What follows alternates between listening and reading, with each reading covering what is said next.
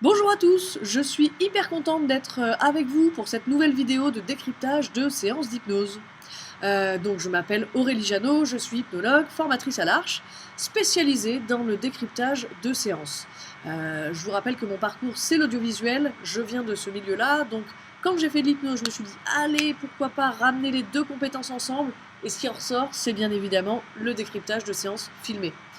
Donc voilà, l'idée de ces décryptages, ça va être vraiment de pouvoir revenir point par point sur des endroits techniques à certains moments où on va pouvoir faire un arrêt sur image, dire ah tiens là c'est l'endroit, il a dit ça, il a fait ça va être super pratique.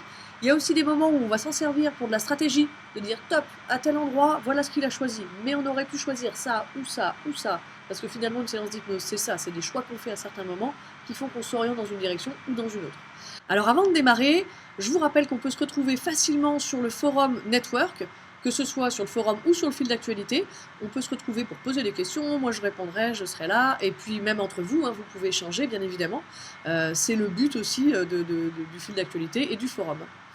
Le thème du jour. Le thème du jour, ça va être le discours pré-hypnotique et les inductions. Donc, le discours pré-hypnotique, si je remets un tout petit peu le contexte dans une séance, en fait, il y a l'arrivée de la personne, elle arrive, elle nous explique ce qu'est son problème, on fait une détermination d'objectif, donc on va déterminer le travail qui va être fait dans la séance, et ensuite arrive la phase d'induction. Mais pour passer de l'un à l'autre, pour que ça se fasse de manière assez douce et assez tranquille, il y a ce qu'on appelle le discours pré-hypnotique. Le discours pré-hypnotique, me direz-vous, qu'est-ce que c'est ? Le discours pré-hypnotique, ça fait au moins 3 fois que je vous le saupoudre celui-ci, c'est un début d'induction sans faire vraiment officiellement l'induction. C'est-à-dire qu'on va aller raconter tout ce qui va se passer sans même le faire vivre officiellement à l'autre. Vous voyez, il y a l'officiel qui est l'induction et l'officieux qui est le discours pré-hypnotique. On démarre par l'officieux, on raconte, alors voilà, ce que tu vas vivre, il va se passer ça, on va commencer à décrire, etc. Et ensuite, on fera vivre directement, vraiment, la personne, elle va pouvoir le vivre en vrai, vous voyez, entre guillemets. Donc, il y a ces deux passages-là qui vont être intéressants à décrypter dans cette vidéo. Cette vidéo, elle a été tournée en Technicien 2, donc c'est avec n'importe quoi, avec Clara et avec Nicolas. Clara, elle est en retour de Technicien 2, c'est-à-dire qu'elle a déjà fait toute sa formation jusqu'au bout, elle est praticienne en hypnose, et l'avantage qu'on a à l'Arche, c'est qu'on peut recommencer une deuxième fois la formation de manière gratuite, c'est-à-dire qu'une fois qu'on a l'expérience, qu'on a compris tout ce qu'on avait à apprendre, on revient et là on se nourrit de tout ce qu'on n'avait pas vu la première fois. Et c'est bien foutu, le cerveau souvent il n'enregistre pas les mêmes choses au même niveau, donc la deuxième fois souvent ça devient beaucoup plus facile d'apprendre les choses. Donc c'est Clara qui va faire vivre à Nicolas une vision périphérique. Elle a choisi une vision périphérique comme induction. Donc il y a un discours pré-hypnotique avant l'induction autour de cette vision périphérique. Et ce qui est intéressant, c'est que justement, si vous voulez un petit peu mieux comprendre le système de comment fonctionne une induction, il y a 3 cours d'hypnologie qui sont assez super. Alors, je regarde sur mes feuilles. Le premier cours, ça s'appelle « Induire des états modifiés de conscience ». Le deuxième, c'est les modifications de la conscience. Et le troisième, c'est hypnose et état modifié de conscience. Et dans ce troisième, hypnose et état modifié de conscience, Cyril Champagne, qui est directeur de la section recherche à l'Arche, s'arrête plutôt sur une slide qui explique comment un état d'hypnose se crée. Donc il y a toute une partie qui a un nom un peu farfelu qui correspond en fait au discours pré-hypnotique, pardon. Et il y a la partie justement qui est plutôt axée sur l'induction formelle, où il y a un mélange d'induction, les inducteurs spécifiques, ce qui fait qu'une induction marche, et puis il y a aussi la partie des suggestions. Donc l'inducteur, là par exemple, spécifiquement sur la vision périphérique, l'inducteur c'est la focalisation. Donc à chaque fois qu'on focalise, cet inducteur-là fait qu'on va rentrer dans un état d'hypnose, dans un état modifié de conscience. Et ensuite, avec, dans l'induction, nos suggestions, c'est ce qui va permettre d'amener la personne vers des effets désirés qui vont induire la transe de plus en plus.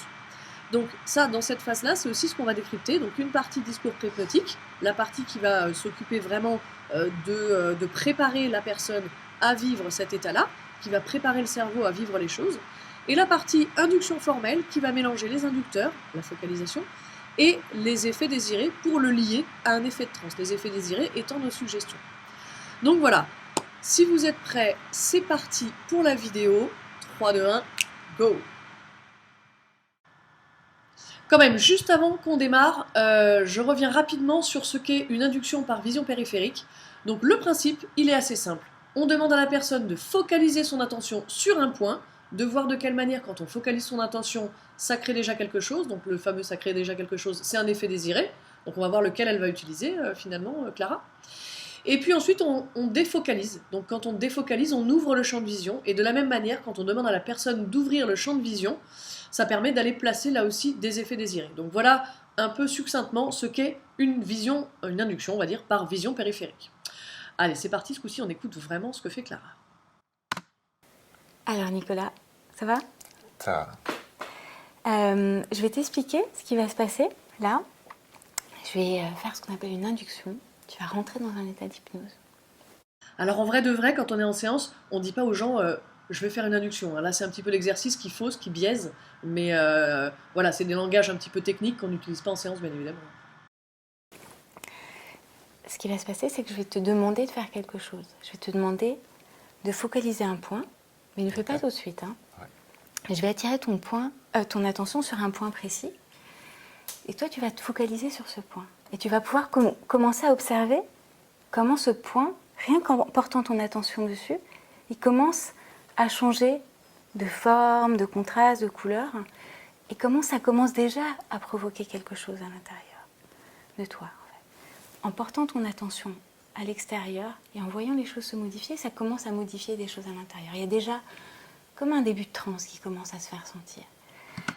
Alors là, ce qui est génial, c'est que elle donc démarre bien en expliquant « Ne le fais pas tout de suite, voilà ce qui va se passer, je t'explique ». Donc elle prépare la personne, indirectement, en préparation, quoi. Elle explique à Nicolas, voilà ce qui va se passer, tu vas focaliser sur un point, il va y avoir quelque chose où tu vas sentir quand tu focalises qu'il y a quelque chose qui change à l'intérieur, et quand tu focalises ton attention à l'extérieur, ça change à l'intérieur. Et ce qui est génial, c'est qu'elle pense bien à faire le lien, et ça c'est déjà le signe que c'est le début d'un effet de transe.